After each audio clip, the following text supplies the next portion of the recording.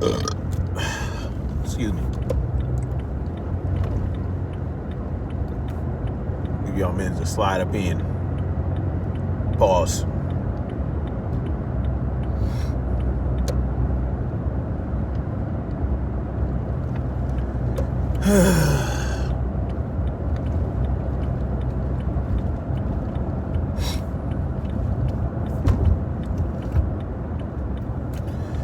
How my Freedom Marchers doing? How's my Freedom Marchers doing? Y'all know what it is. It's Snapzilla Gorilla, aka Tyrant's Bane. Welcome to the Definition of Anarchy. It's Saturday, November 19th, November 19th, 2021. Or no, it's not. It's November 20th. Whew, time be flying, man. November 20th, 2021. Thanksgiving is coming up in a few days. It's right around the corner. I didn't even realize how close it was, man. Time be flying around this piece. But how y'all doing? I just wanted to talk real brief about Colorado. Basically, the state of Colorado wants to do away with the term sex offender. Well, not just sex offender, but offensive words. Sex offender stands out the most to me. So I want to talk about that. They also want to get rid of the word criminal and felon and all that other shit, right? Convict. They want to get rid of those words because, it hurts people's feelings. Now, I can understand that depending on what your crime was, right? If it was a victimless crime, then yeah, by all means, let's get rid of the word criminal for those individuals. They just, like a drug dealer. Drug dealers, they're just selling a product to someone who wants a product. It's a mutual agreement between two parties. It is, the free market, operating as it should. It's a mutual transaction. But let's talk about sex offender. I can think of a lot more, I can think of a lot worse words to say about a sex offender. I can come up with a lot more, I can come up with a lot. I can't even come up with the word for it. I can come up with a lot more offensive words than sex offender when referring to a sex offender. All right.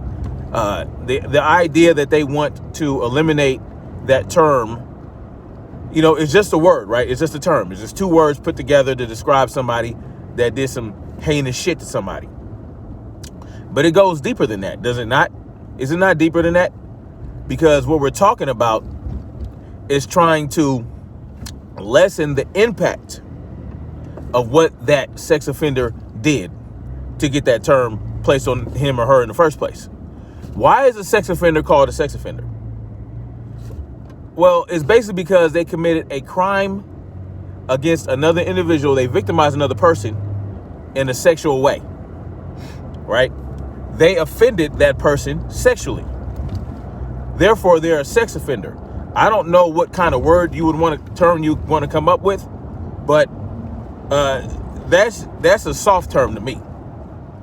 Sex offender is soft in my mind. And so I don't understand why we're trying to cater and pander to sex offenders. Who gives a shit if they're offended? I damn sure don't. If you're a sex offender, you're a piece of shit sex offender. Point blank in the period. I don't know no other way about it. Like, fuck your feelings. If you have raped, I don't even know if I'm supposed to use the R word. If you have rasped someone, molested a child, touched somebody who didn't want to be touched in a certain way, why would I care about whether or not you're offended by calling you what you are? Even if you serve your so-called debt to society, that's not something that can be, you can't pay there's no amount of debt you can pay to eliminate what you did to get that term and to be charged with that type of crime. I can't think of, like, what's the deal here? Why are we wanting to do this? Why are we wanting to stop calling pedophiles? What's up with this? You know, you got professors out there and doctors and all this other type of people sitting up here talking about it's a sexual orientation. They shouldn't be made to feel bad. I talked about the MAP designation that this one guy wants to use. And it's like, it's getting out of control. Like, no, it's not a minor attracted person. Does that sound even any more appealing to you than pedophile? No, it's disgusting. So it doesn't really matter what you call them. But I will say that if you call them outright what they are, without pulling punches, without euphemisms and trying to flower it up, those words can have impact. It can really affect the person that's doing it in a real way. And that's what you want, right? That's what you want. Tell y'all a little secret. I'm gonna tell you how to scare the shit out of a pedophile, or to get your child to scare the shit out of a pedophile. If they, let's say, you know, somebody's grooming them, right? And all this other shit, and they start grooming them, and, you know, somebody's grooming your kids, and, you know, they do it in certain ways. I don't know how a motherfucker grooms a child. You know, I've seen documentaries and whatnot. They act real nice. They do nice things for them. They talk real sweet. They're real nice, and they're overly nice to your children. You want to pay attention to those people. Those type of people who are always attentive to your children and real nice and sweet and always giving them shit and all that. Those are the type of people you want to watch. I would trust a motherfucker around my kids who, like, you know, ain't kissing my children's ass. You ain't got to kiss my kid's ass, hell. You know what I'm saying? Like, it is what it is. But if you want to make it real uncomfortable for a pedophile to groom your child, then make sure your child refers to their parts by what they are. Don't use words like mookie mook or ping ping or anything like that. No, it's a penis and a vagina. Tell your children to use those words when referring to their parts, because the studies have shown. Now I will pull up this study. I saw this study a long time ago. I'll pull up the study. I'll try to find it and post it. But studies find that pedophiles are real uncomfortable when your children use the real words for what their body parts are.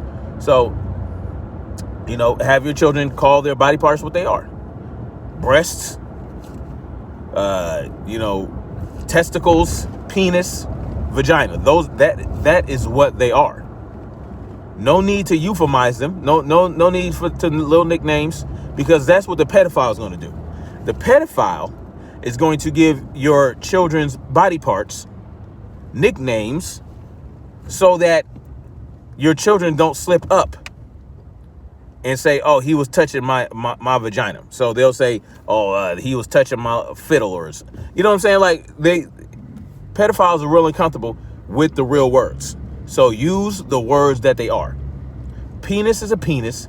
Vagina is a vagina. Point blank and period. There's no need to call them nicknames. What are we doing that for? Right? You know, now you don't want to call them pussies and dicks. You don't want your children calling them that. You want them to call them what they are. Vagina, the technical and term form. It's simple, you know, and that will make the pedophile very, very uncomfortable. They won't like that. They'll be like, oh shit. It'll give them pause when they want to put their paws on your children. So, you know, and then if your children are being touched, they'll know exactly what to call the part that's being touched. Oh, he touched my vagina. Well, you can't really, there's no, my child, I know my child knows what a vagina is. I know my child knows what a penis is. There's no way she's making a mistake. If you touched her vagina, you touched her vagina.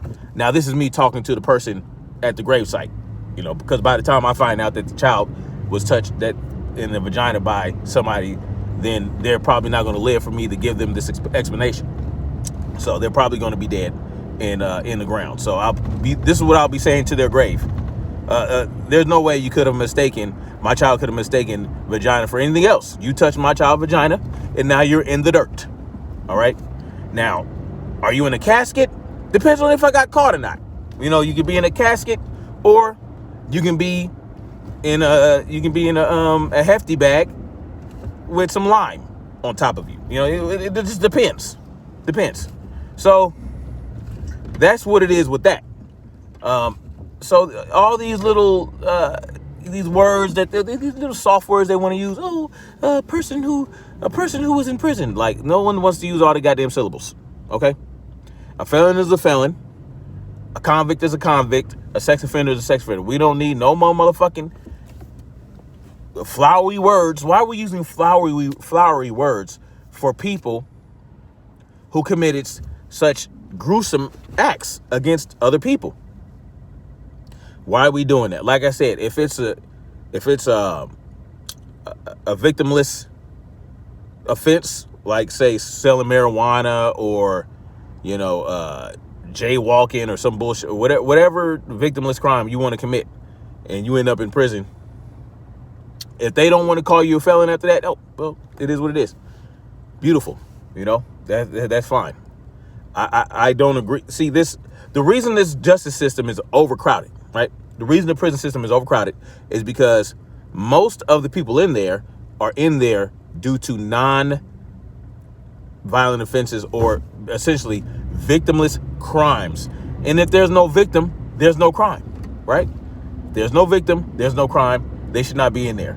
A lot of people in prison for selling drugs, buying drugs, using drugs, selling their body for sex, selling their sex, women being prostitutes. Like, even that should not be illegal, right?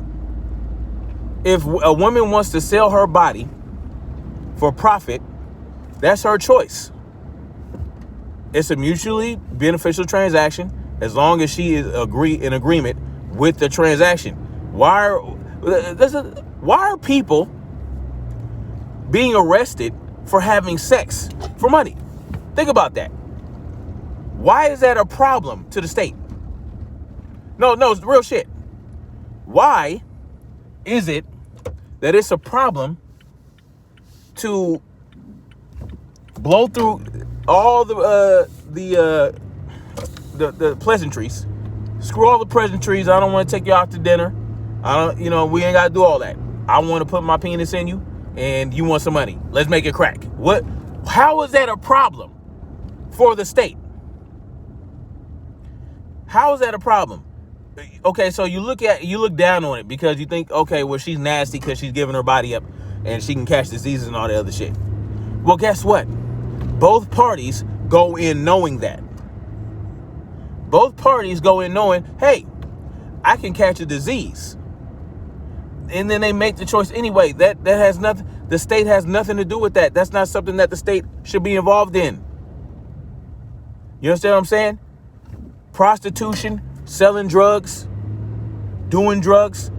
Those are things that people are doing on their own, and it affects them. Now, when they start doing other shit that affects other people to feed their habit, then that's a different story. That's when you deal with it, right? That's when you deal with it. You deal with it when the crack addict comes and takes your TV and sells it for crack. That's when it becomes a problem. But like I said before, the whole reason crack exists in the first place is because cocaine was criminalized so heavily that it was harder to move bigger, larger, cocaine and all that other stuff. They had to cut it up and distribute it so they can spread more. So if it wasn't for them cutting it with chemicals, there would be no crack. And they wouldn't need to do that if it wasn't criminalized. That's just the bottom line to it. Crack exists because they criminalized cocaine. Okay? And then they put out harsher sentences for crack possession because crack does more harm to the body than cocaine, right? It causes more harm. But again, these people that are using crack, it's their choice to use a crack, right? This is the bottom line to it. But with sex offenders, that's what you are. You're a sex offender. Like, what? Why are we having this discussion? And this is another thing. Why the fuck? Like, look, you see what our money is being spent on? The taxpayers of Colorado, their money. Their money is being spent on idiots sitting around in the room trying to figure out how to come up with less offensive words. That's what you're spending your day doing? That's what you're doing with taxpayer money? Figuring out how to not offend people who are doing crazy shit to other people, victimizing other people? That's what we're dealing. That's what's going on here.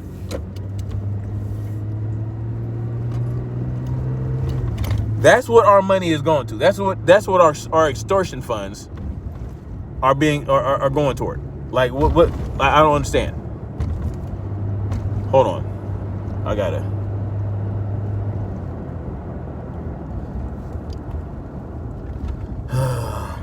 I'm getting a wild text message. Hold on. Okay, you don't want to be green, huh? Okay. Give me a minute. I gotta pull over and look at this text. It looks pretty crazy.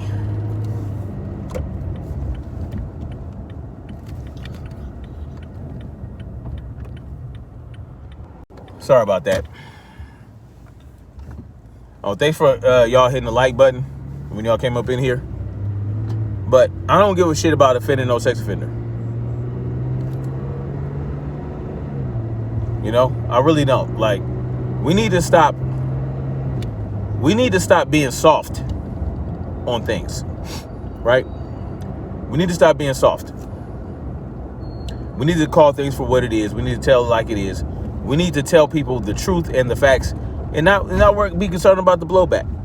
Like, a few years ago, a lot of things that I take certain positions on right now would have gotten me called coons, sandbows, and all this kind of shit. Like, for sticking up for Kyle Rittenhouse's rights to self-defense, I would be called a coon, you know, sambo, all that type of shit. But I'm more concerned with facts than being concerned with what people are calling me because I'm going with the facts. You feel what I'm saying? Like, oh, well, call me a coon, call me a whatever. It is what it is. Kyle Rittenhouse clearly defended himself. And guess what? We have to take the same approach when it comes to sex offenders and people like that. Fuck them. If you have victimized another person in a sexual manner or any manner, like, you don't deserve to be handled with kid gloves. We need to let you know, we know what you are. We know what you are. And now you know we know what you are. You're no more or no less than what you are. And that's what it is. You know, it's like that saying, no matter where you go, there you are, in terms of running from your problems, right? No matter what they call you, you are what you are. I'll spin that to mean that, right? No matter where you go, there you are. No matter what we call you, you are what you are. You know, so just know that. Anyway, I just thought I'd come on here and just talk about that craziness, and I think I'll holler at y'all tomorrow. Like, share, subscribe. Thank you for popping in and listening to my rant. And yeah, we'll have a better day tomorrow, man. I'll be doing a record live, getting it in. All right. Much love. Like, share, subscribe. Peace out, and let's keep marching forward toward freedom.